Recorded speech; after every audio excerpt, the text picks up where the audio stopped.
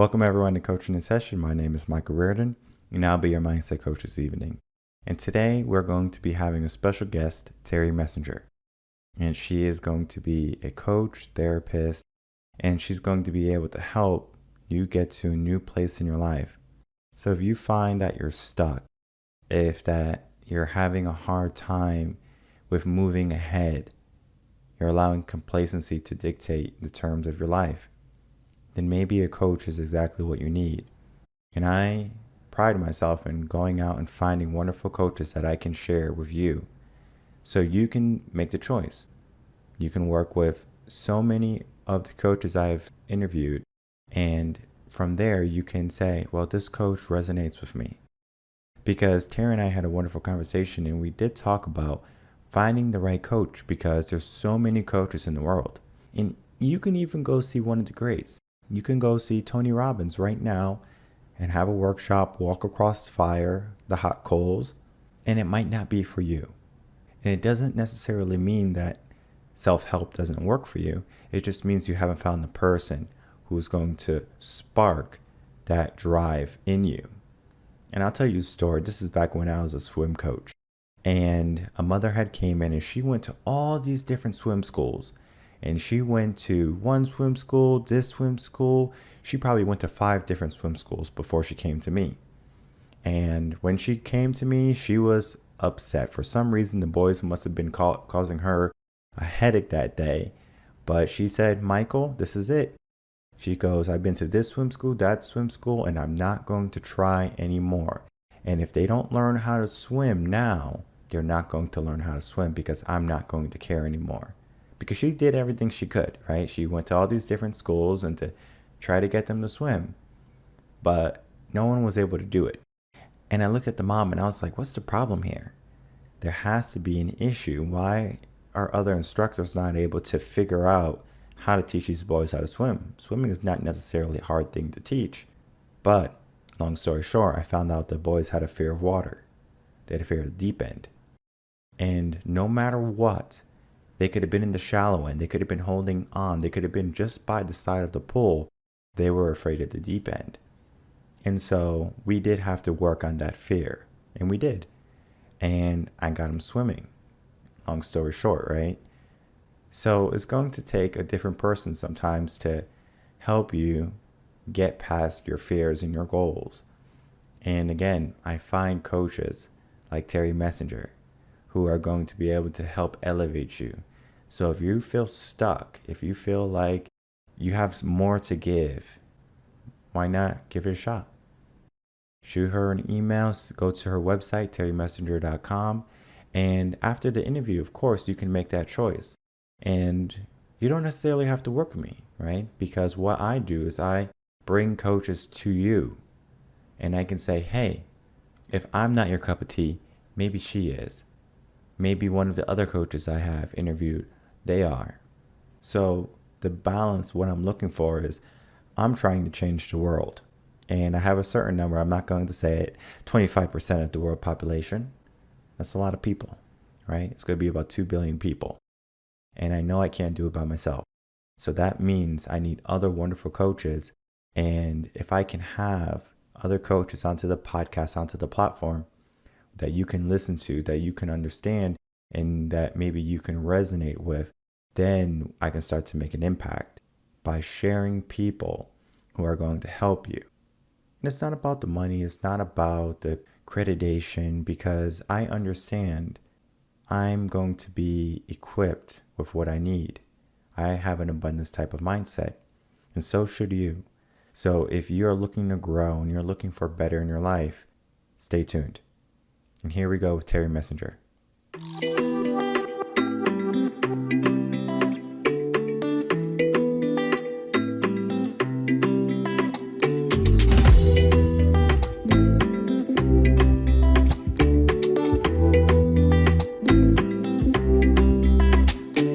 Welcome, Terri Messenger. Welcome to Coachinginsession. How are you doing today? I'm awesome. Thanks, Michael. It's Australia Day over here. So what can I say? I'm in my element. Very good. And how's the weather over there right now? We are in a heat wave. So we've had like 40-degree days. It's nothing for running for 3 days at a time since Christmas. Oh, wow. Here is going to be a little bit cooler than that. I think we're operating, this is Fahrenheit, so around 40, 50 degrees. So a little bit cooler than where you are, but that's summer for you, right? Absolutely. I love summer. I love summer. It's great, but it's very hot. It's a Yeah. scorcher. So I know what you do. I read all about you, went to your website, LinkedIn page, and can you tell everyone what you do? Okay, so I would say that I'm a world-class creator of modalities that come from neuro-linguistic programming, hypnosis, EFT, Michael. So, I mean, it all began, obviously as a practitioner, but I moved into the space of training people and then the space of creating my own modalities when my clients were getting results and saying, oh my gosh, you've got to show us how you do this. Okay, so do you primarily work with coaches or do you have clients who come and say, hey, I have this problem, can you help me? Well, I don't know how much you know about like hypnosis, but generally speaking, if people know you're a hypnotherapist, they go, oh, she's going to put us to sleep and I'm going to go in this weird trance and then I'm going to act like a chicken, right? Yeah. Well, that couldn't be further from the truth. I sort of did a very, how would you put it, credible space of hypnosis where Milton Erickson is the school of thought that I come from. And it's more waking hypnosis, right? So, as far as the clients that I would attract, because it's so renowned for breaking bad habits, squashing limiting beliefs, helping people to move forward. I was dealing with a lot of trauma, a lot of addiction. This is where it all began. So I was finding that, behind bricks and mortar, I would have all kinds of different people coming along. But when I hit the online space, which was only in 2017, that's when I realized, oh, hang on a minute, I need to choose a niche, right? And that's when I had to really do a bit of an observation. And what I noticed is that people were, like a natural affinity that they were quite highly ambitious. I mean, whether they were a musician or whether they were a personal trainer or a teacher, psychologist, counselors, they had traits that were very ambitious, very much leading people. And they also had something else in common, and that is that they led a life of trauma, especially from their childhood. So a lot of the breaking of, the culture, things that go on, a lot of the things that happen with, even just the way they're brought up, what they believe, and the stories they learnt and what they tell themselves. So predominantly what I saw is people like myself, very ambitious, very passionate, very much wanting to be someone in the world. And as you probably know yourself, Michael, when someone really wants to make a stand for something in the world and they are really good at what they do, it generally comes from, this authentic experience that they've had in their own life. Wow, that's so much information and so powerful. And kudos to you for doing such an amazing type of work with people and helping them get over their limiting beliefs or traumas, who they were, who they developed when they were younger. And one of the questions I want to ask you is, do people come to you with traumas more so than they just want to have a change in their life? Like, have they had experienced some type of trauma and they say, Terri, I'm having this trauma, it just happened to me and I want to get over it? Do you find that you have more clients like that than you have clients who say, you know what, I want to change my life a little bit, everything's pretty good, and I'm just looking for a little bit of change, not too much? Do you see yourself helping clients with more traumas than people who are already healed and good to go? Originally, that was very, very, very much the case. You know, people were destitute. I would have people that were in extremely high roles, like they were, you know, state managers and things like that. And then they suddenly had something that triggered them into this deep depression. And it did always it stemmed from the trauma, right? So that was very much what I was, I guess, known for, and, you know, what the modalities were really breaking through and making a massive difference. What I'm finding these days, Michael, and you would understand this, is that in the online space, people are going, well, something is holding them back. They're not breaking through in their finance, or they're not making headway in what they want. And what we're doing is we are discovering that it all comes back from there. So even though many people now will come to me as coaches, as leaders, as teachers, and they want to learn the modalities, they want to learn how, you know, because I've actually founded the Master Key, and I don't know whether you looked at that on my website. I'm not too familiar with it. Yeah, can I just quickly go through that? Of course, please. Yeah, okay. So the Master Key system was something that I guess designed after I moved through clinic, after we sold, and then I came online and got a very rude awakening about the fact that it's so different. It's you know, people think, oh, this is going to be a walk in the park.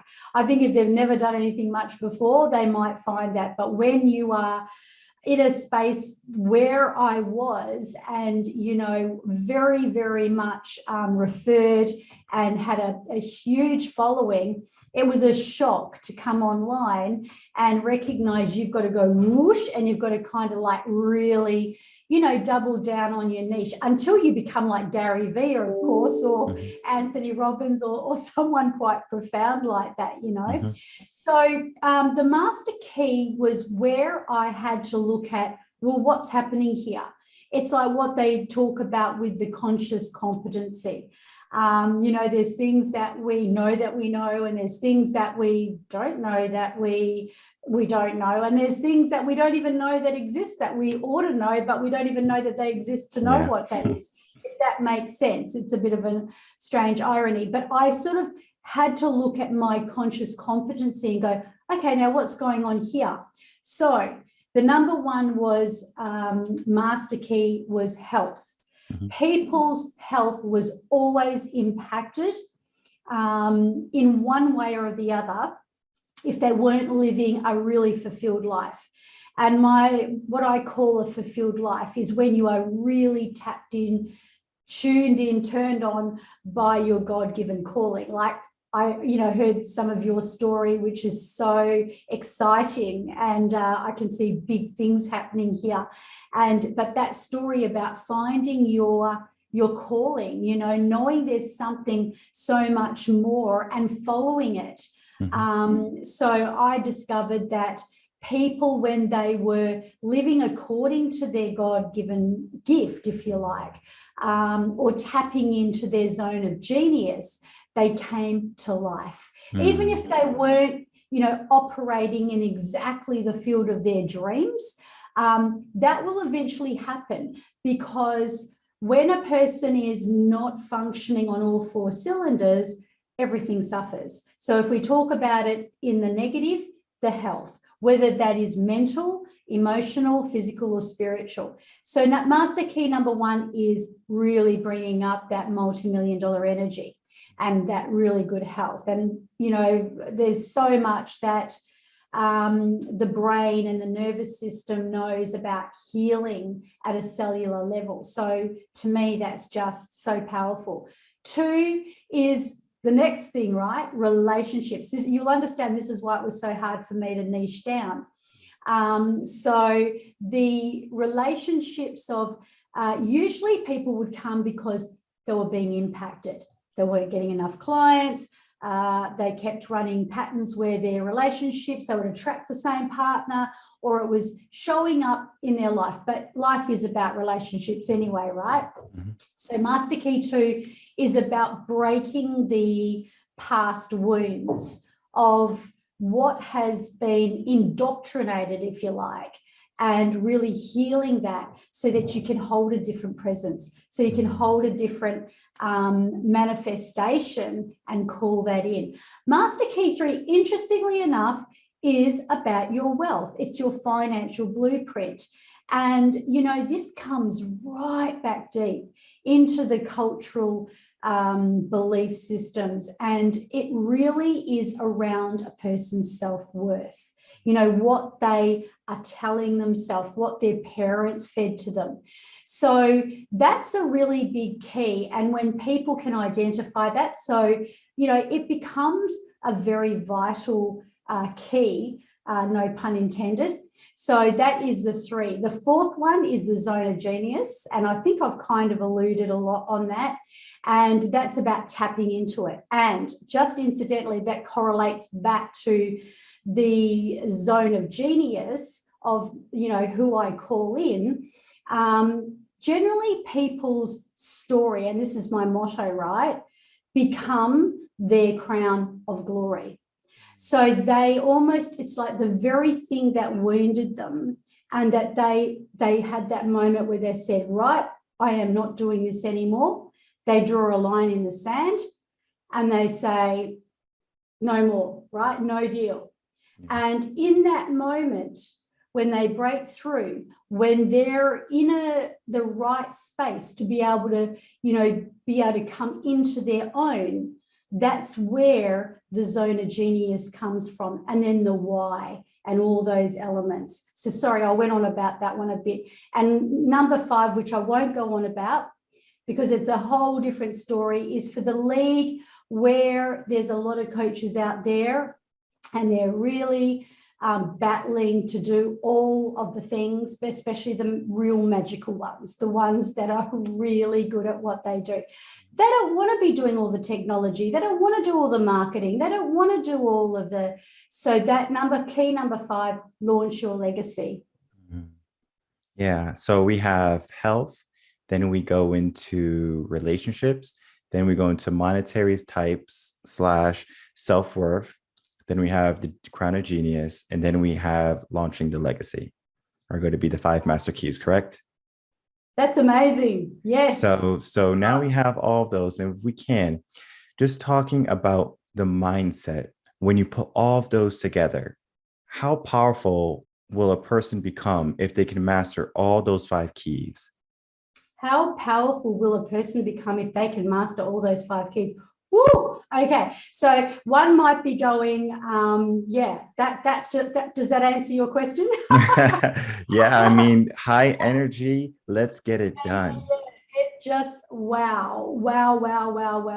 I mean, you can only say, look, you know, back in the olden days when I first began in clinic, and people might have just been having a nice little humble job behind the scenes and living a nice little average, comfortable, miserable life. You know, once they were seeing me, and I didn't plan this. I wasn't saying, oh, I've got 5 master keys. This is what my observation was, right? So this is more built on case studies. And so I would look at them, and then they'd come in to see me, and it would be about the 3rd session. And if I had a penny for every single person that said this, maybe $1 these days, but you're never going to believe this, Terri. Never going to believe this, because they're about to tell me something profound, but it's something that they think that I have no idea about. And usually it's based on a decision. And it's usually a massive one. In some cases, I almost give a disclaimer. Some people walk away from relationships because they've been in a battlefield for so long, and all of a sudden they've got up, and they never even told me about it sometimes. So it's like they found their voice. They found their mojo. And then everything began. And then because everything began, it's like they moved this great big fog in their head. Now, did I go, right, we're going to deal with Master Key 1. Now we're going to do with 10. No, that's not the scientific formula. You know, the actual science that what I've discovered that really is the big deciphering factor is to usually if a person's doing it hard, right? If there's something that's really stuck and blocked and holding them back, they're either personally developed and doing quite well, but there's things that they're like this. Do you know what I mean? They're not flying. Or if they're absolutely down and out and they know they can function so much better, then we will pinpoint, and they don't necessarily know which one it is. In fact, so many people will come to me because they thought they wanted to shred their excess baggage, their kilos. They wanted to, get their body into shape, right? Because personal trainers are huge that I've actually worked with. But what we found out is that way back when they were molested, something happened to them in their childhood where they developed this comfort. And I'm not saying that's not the same for everyone. Everyone's got a different, reason for their habit, their sabotage, and what they do. But when you really get to the root cause of what you're dealing with, it's not necessarily what your client tells you, right? What they tell you is usually more of a symptom. It's more they're putting up with this, and this. But when you're really good at what you do, which I'll own what I do here, right? I've been around in this for a very, very long time, not as long as Anthony Robbins, but long enough that I would take them right back and you pull that initial plug out that happened to them. It doesn't necessarily have to be a major crisis trauma either. Just in that child's mind, it may have been. But you pull it out, it's like a sink. It's like the water draining out of the sink, right? And then it has a domino effect, and then they can begin the recoding process. Mm-hmm. No, that's a beautiful way to put it. How I typically just see it is I look for the answer behind all your fluff, right? Because you're telling me everything, what's going on. And you might be dancing around the real reason of why you're procrastinating or why you're remaining complacent. And as soon as I say, well, this is the reason, and they're like, oh, yeah, you're right. And it's almost like an awakening for them. They're like, I can't believe that it was that simple. And when they start coaching with me, they always, after the first session, they go, wow, this was better than I thought, because they are under the premise of like, this person might not be able to help me. They are just going to listen to me and then, say, well, cheer up and everything is going to be okay. But when you really listen to a person and you have all of the goodwill to help them, you're going to listen intently and you're going to be able to see what is really the reason. And you said something so great in the development of someone. It can happen when they're young. It can happen when they're a little bit older. It's going to be that hiccup in their life that just kind of tied the knot, and it's just stopping them from, making the thread pull through to create something beautiful. As coaches, what I do is I go in and we'll get rid of that knot, right? So they can continue to sow their dreams in their future. So it's just a process of doing that. And I do it a little bit different, but it's actually the same thing. It's just different terminology. So I work on the development stage, looking at the environment and behavior. And then it's a whole pyramid, and it goes up to skills and capabilities, values and beliefs. And then the top part is identity. So it's going to be a 5 pyramid type of thing also. So it's like the 5 pyramid, so not the 5 keys, but it's still talking about how we get people from where they are to where they want to be. And I always find it interesting, and I love asking this question to coaches, is we can't force someone to be successful, right? We can't force someone to be happy. We can't force someone to cheer up if they are feeling down and out, right? They have to go through that process, that journey themselves. But what would you say to someone who's on the borderline, right? They are thinking about getting a coach or thinking about reaching out to you, and they're just at that tip and they just are not 100% certain yet. and they say, I'm going to email Terri, I'm going to message her today, and they procrastinate, right? They just allow complacency to take over and they don't take action. What would you say to those type of people? Well, it depends on, if they've done their homework, Mhm. they know what they want. I believe that it's going to come down to a lot of trust and a lot of faith. The work that we do, Michael, is profound. And when you get the right person that can work with you and that can help you, you'll never look back, because it'll be like, people say it's like living a whole life in one session. You can do so much. So you could balk, you can procrastinate, you can hold yourself back because there's a lot of, negative experiences out there. Come on, let's face it, right? People are paying for all sorts of different, elements, and they're feeling like they can't go any further. Well, I say that when you listen to your gut, right? Listen to your gut. And if you're wanting to make the change, get someone who knows what they're doing with the subconscious mind. And the reason I say hire someone who is, especially if you've got limiting beliefs that are so stuck, you've got trauma that is, there and triggering all the time, and you've got relationships that are coming back to haunt you, I would suggest that you do your homework, you really find a person that knows what they're doing with the subconscious. They've obviously got that, that testimonial to show that they have been able to help people. And of course, when you get that competent person, you will never, ever look back. Someone like Michael, someone who knows what they're doing. You don't have to dance around. I mean, a lot of people like to talk, and you would know that, as I'm doing right now, Michael, and, so many people like to tell you what their story is.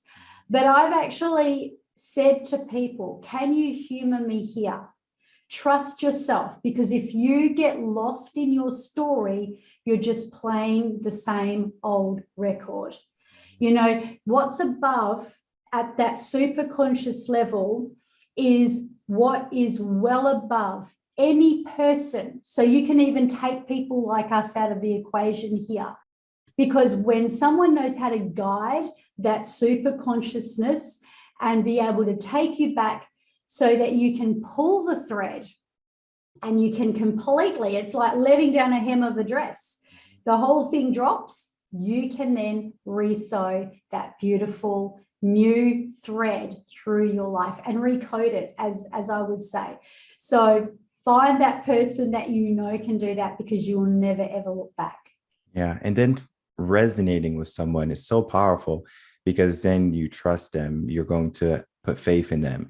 And I always tell people that in order to do something, you have to believe. And the belief doesn't have to come from themselves, right? It can come from the coach. I can believe in someone if they're having a hard time believing in themselves. Similar to the quote Henry Ford said, it whether you believe you can or believe you can't, you are correct. But what I have found is that clients will come to me and they will have a big dream, grandiose dream, and it's huge, scary, right? And are always asking me, like, do you think this is a good thing? Do you think this is something I can attain? And I said, yeah, it's very possible. And we work on it and we slowly get there. And when they finally reach it, they come to a realization like, wow, I did this. But in the beginning, I didn't believe in myself. So, yes, they can believe in themselves initially, but if they have someone believing in them, that's also powerful. And similar to how, like, if you're married and you have a partner that's also supportive of you, whatever you're doing, and there's going to be hard days, right? Some days you're so stressed out, maybe something didn't go your way exactly, and you use them as a support pillar, right? You don't look for them for happiness in the sense they embellish that, but they are your support pillar. They encourage you. And then, of course, coaches can also do the same thing. And to find someone that you resonate with, someone who speaks your language per se, when you speak with them, everything feels like, yeah, that makes perfect sense. That feels good to me. It's not like, oh, I got to listen to this person again. And not everyone is going to like what I do, how I teach. And that's fine because I know there's so many other wonderful coaches out there. And Terri, again, you're a wonderful coach, and I encourage anyone to reach out to her and to see if she is a wonderful fit, if you resonate with her. What I have found is even the greats like Anthony Robbins, there's going to be people who go to his live events and they say it wasn't for me, but it doesn't mean he's a bad coach. It's just that the resonation was off. But then they can go to someone like Zig Ziglar and they say he was exactly what I needed. And or Mel Robbins, it's another one. There's so many coaches, so many people who are out there who are helping people get to a better place. So there's so many coaches, and what I do with Coaching in Session is bring like-minded coaches on so people can find them, because it's going to be difficult to find a coach if you just typically go to Google or any search engine, because you're going to get the top people. You're going to get like your Tony Robbins, your Zig Ziglar, your Les Browns. And there's nothing wrong with those people. I will say that they're amazing people. They have so much to teach. But again, those are three people, right? So if they're taking up the top space in your search engine, they might not be the people who are going to help you get out of that rut. And yes, they have the accreditation of being successful, and they have all the motivational videos, and they have all these seminars and workshops that you can go to, read books, but you can go to Terri's website and you can find the same thing. You can go to my website, urbanconcepts.com. You can find the same thing. There's so much resources to help people, help you to get to a better place. And what I want to ask you next, Terri, is what does the process look like for someone who starts working with you? For me, we typically start how they're feeling, right? Just tell me how you're feeling and we go from there. What does your process look like? Okay, so to kick off a session with, basically when I'm sitting down with them, so they've actually hired me. Is that like where the question comes from? Yes. So they went, looked at your website, loved you, and now they're working with So you. they're okay. So it's basically the session. So if I had a magic wand, and I mean, I say lots of things, but I usually say something crazy. And this session meant for you today that you were going to change something for the better. What would it be? And the answer is usually, I want to quit smoking, or I want to lose weight, or I want to stop being so stressed, or I want to, stop feeling like I'm always meeting the wrong person and feeling treated this way. I went, easy, I can do that. So you want to start smoking, you want to gain weight, you want to be stressed out, and you want to keep meeting the wrong people. And I love it because it's a instant pattern interruption, right? Mm-hmm. And they go, what? And believe me, my pattern interruptions have blown people's socks off. And it's one of the things Anthony Robbins does. But the reason I do come that with justification is that I'm educating people, because the question that I ask them is, what do you want? Not what do you not want? Mm. And people will always tell you what they don't want. Yeah, no, I always tell people understanding what you don't want and what you want are the same importance, right? You have to understand what you don't want and then understand what you want too, because people are going to say, well, I don't want this in my life. I don't want that in my life. And then they don't focus on, well, what do you want? So they're worried about the negative, what they don't want, and then they continue to have it. And then they wonder why they still have it. And it's interesting that people keep going down that road. It's kind of like going in a circle or like being in a rat race. They're like, I don't want this. I don't want this. I don't want this. Well, then what do you do? And I find that a lot with happiness. People say, I want this in order to be happy. And it could be a new iPhone, for example. And they say, once I get my new iPhone, I'm going to be happy. Now they get their new iPhone and they're elated. They have this new iPhone. They're $1,500 in the negative, but they have this phone, right? It's supposed to make them happy, right? They can take wonderful pictures. And they have this phone for a few months. And then Apple says, you know what, guys, we just tricked you. We're going to have a new phone released 3 months later after you just purchased this phone. Now we have these people going after, well, now my phone is 3 months old. It's not the newest anymore. I don't like this phone anymore. I want something new. So they were focusing on what they thought they wanted, but they were fooled, because then when something else came out, now they want that. What is that conundrum, right? Why do people keep going after the new thing, the shiny thing, the trendy thing, and not go after looking at what they want from the inside. And there's some people who do. I'm not saying it's everyone in the world, but when we do that, typically we're so focused on society, the world's keeping up with the Joneses, that we're not really looking on who we are on the inside, who we are becoming, and then working on ourselves. Absolutely. So true. Because, we are not our emotions, right? We are not, you are not your stuck feelings. You are not your depression. You are not your anger. But you are your habits. You are as a result of your habits. That is the 101 thing. So, really releasing and then becoming that person that you want to be through. And I'm not talking about a big, long list either. These are rituals that people can create in the morning that can be 20 minutes long and just setting standards for yourself. Mm-hmm. Can you give us some examples of some rituals or some standards we can do in the morning? Sure. At the moment, I am currently running a program for high ambitious people who really want to break through that upper ceiling. So we call it the Maverick Formula. Now, even though it is my own acronym, right? It is the science of what I'm teaching doesn't belong to me, unfortunately. I have learnt it from great people that have rebuilt themselves from the ground up. And, even people that have had strokes that lost the ability to walk and talk, right? They rebuilt themselves. If you look at The Morning Miracle, that book, The Morning Miracle, holds the Maverick formula. I created the Maverick because it really spells out, it's, people that I attract, for starters. And, M is for meditation. A is for affirmations. V is for vision.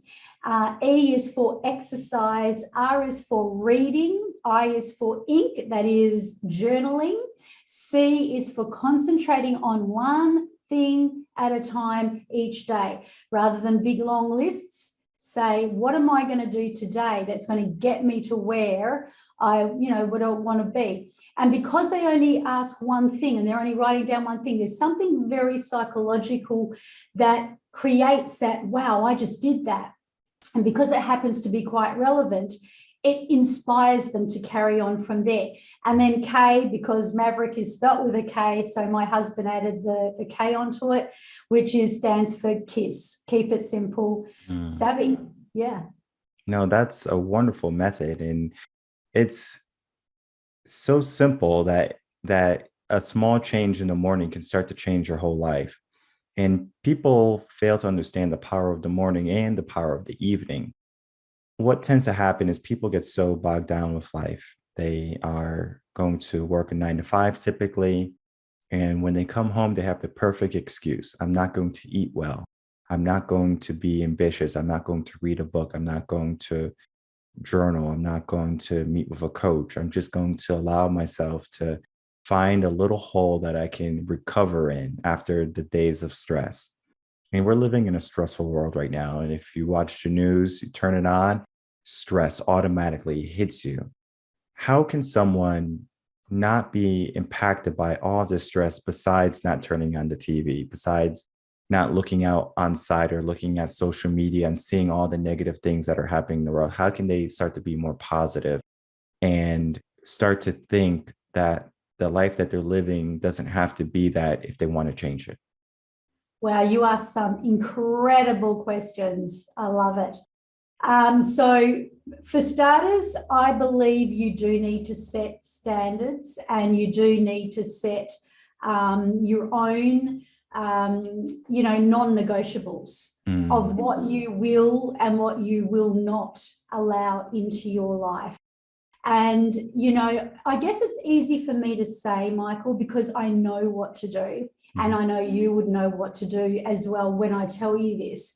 But so many of our, I guess it's the 101 modalities that we learn, especially like from neuro-linguistic programming. It's, the perceptual positioning, being able to sort of step out, step into another set of eyes, look at it, more rationally. The creation of association, dissociation, knowing when, really the best life, the best success, the best, of what you can possibly achieve is going to be held in your presence, right? Mm-hmm. It's going to be existing from your omnipotent presence. And the more present you are, the greater it is. But what about if you're not feeling great? What happens if, like what you just said, you're stressed out, you're worried about what's going on in the world? Apart from having your own standards and having these kind of, values that you set for yourself, I would, this is what I do. I learn to actually come back to my own self, to the heart and soul of who I am. And if I'm not feeling good, there's usually a couple of things happening. Number one, I'm either thinking about the future and, oh my gosh, what's going to happen here? And I'm not living back here in this space of now. Or I'm back over here. I'm in the past and I'm nursing and rehearsing something. So I think the awareness, right? The awareness of being able to even know that, where am I living? Is this the future? Is this the past? That in itself is powerful. So by actually just bringing your awareness back to yourself, because obviously I'm talking to people as if they're not, a qualified coach that will know how powerful and the modalities that we can do to actually combat this. But that would probably be some of the kind of elements that I would definitely recommend. Mm-hmm. Yeah, definitely being aware of your time and how you're thinking is going to be one of the first steps, right? Because we have to understand, why are we feeling stressed? Like, where's the stress coming from? It's not going to just come up when you wake up out in the morning, right? Maybe you wake up in the morning and you have a bad habit of picking up your smartphone. And now you're picking up your smartphone, going on to the news network channel, and you're seeing all this negativity. And now you're like, today is going to be a rough day because of the news. Just that simple thing. If we took away the news, then we can say, well, how do we really feel? Are you at 50%? Are you at 100%? Whatever level you are. And it's okay if you're not at 100% every day. We can always get there, right? We figure out what is causing you to operate at a lower efficiency. So if you're not eating well, for example, if you're staying up too late, and then all of those reasons are going to compound to you waking up either restful or tired and sluggish. And the habit of hitting the snooze button is another thing, right? It just creates procrastination, and it sets our day up for more procrastination. Well, I'm gonna hit the snooze button, I'm gonna get 15 more minutes of sleep. And if you fall asleep and you fall into a REM sleep and you interrupt it, you're going to be sluggish for the next 45 minutes, right? There's all of these different types of sciences that happen in the body that typically people just don't realize is happening. And they wake up and in the last minute, they rush out of bed, the anxiety is kicking in. I'm going to be late for work. And now if they're late for work, maybe they've been late for some time, they're going to get fired. Maybe it could be a whole plethora of problems that are running through their mind. But if we take the road that is right there for us initially, instead of saying, I'll do it later, that's going to be more powerful in your growth than if you wait. And I always tell people, yeah, of course you can wait to get a coach. You can find the perfect time, but in life, there's no perfect time. There's this moment, there's now. And if you're not operating at 100% efficiency, seek out Terri, seek out myself, seek out other wonderful coaches. And I always tell people to find someone, again, that you're going to resonate with, someone you're going to be able to learn from and grow from and trust. Because when you have that, then you're going to feel like that stress level that you had is going down because you have someone that you can trust, someone you can confide in. And that is another important thing, that you have someone that you can speak with openly. They're not going to be judgmental. They're going to hear you out, listen to you, and offer sound advice. And it's not in the sense of being malicious either, because if I have a client, I'm going to tell them what's going to be in their best interest. And I'm not going to say, well, you're being lazy because you are eating terribly. No, let's say, well, let's figure out your eating habits. And the Mm. way we do it is a gentle approach in the sense of, let's do this together. Because when you have someone pushing you in the sense of not not forcefully, but together, let's go together. You gently take their hand and you say, let's go to a better future. Let's go to a better life. Let's make you a better person. That's so powerful for that individual that's working with a coach, therapist. They're going to say, yes, let's go. And I'm going to be more inclined to becoming a better person. And, just from speaking with you, wonderful, wonderful coach. And it seems like your clients are in wonderful hands. Let's tell people where they can find you. Okay, so terrimessenger.com, Mhm. and excuse me that it's my husband, Dr. Rearden Messenger, you see there. Terri, spelt with an ITRRI, so terrimessenger.com. And you can also look me up on Facebook, Terri Messenger Transformation Queen. Okay. And a final leaving response you would like to tell people.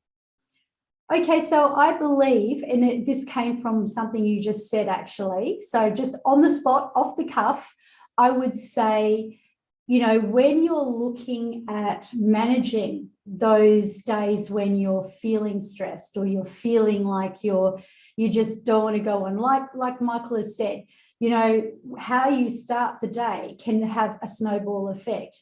But when you stop and you become aware, and what I picked up in what you were just saying before, it's like if people get stuck in traffic, and they're very frustrated about they've got to get somewhere on time, there ain't no amount of stress that can change it, right? Mm, There yeah. is no amount of anything that you may be feeling against, your empowered feeling. So if you're feeling frustrated, if you're feeling angry, if you're feeling any of those things, just stop Mhm. and become aware.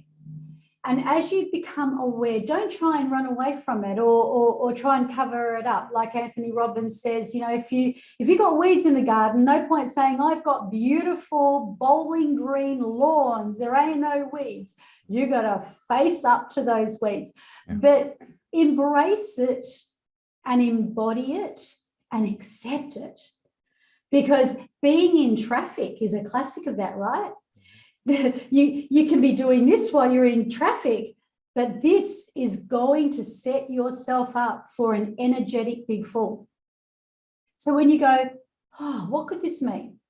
What could it mean right now that I am here, I'm stuck in this position, I feel the way that I do? What else could it mean? And it might be that you need to talk to God.